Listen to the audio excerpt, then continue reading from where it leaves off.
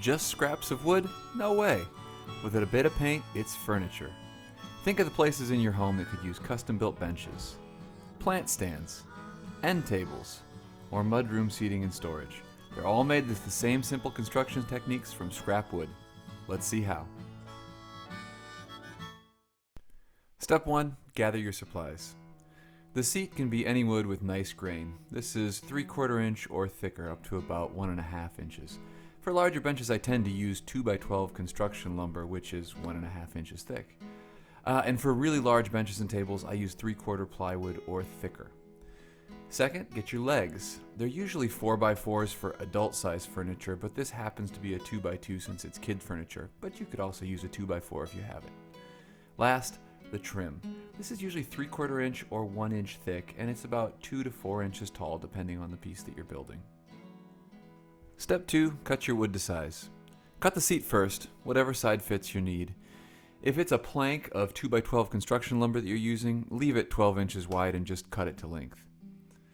Second, cut your trim. Be sure to mitre the ends of the trim boards at 45 degrees so that you have nice corners next to your seat. Cut the trim so that the inside, that is the short side of the trim, matches your seat edge exactly. Finally, cut the legs. They should all be the same length. Step 3, paint.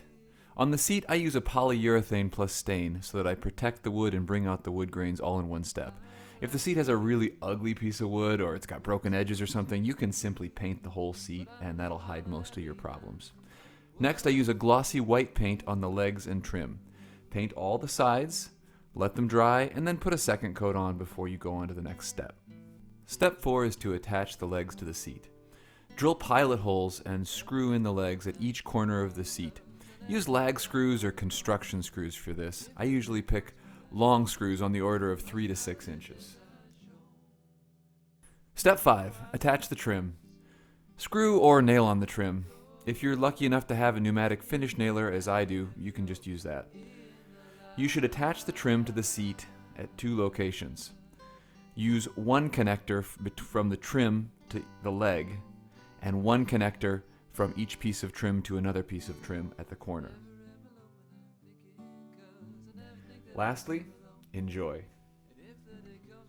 Just to reiterate a few things on larger pieces of furniture, use 4x4s for the legs and 2x12 boards for the seats whenever you make something big.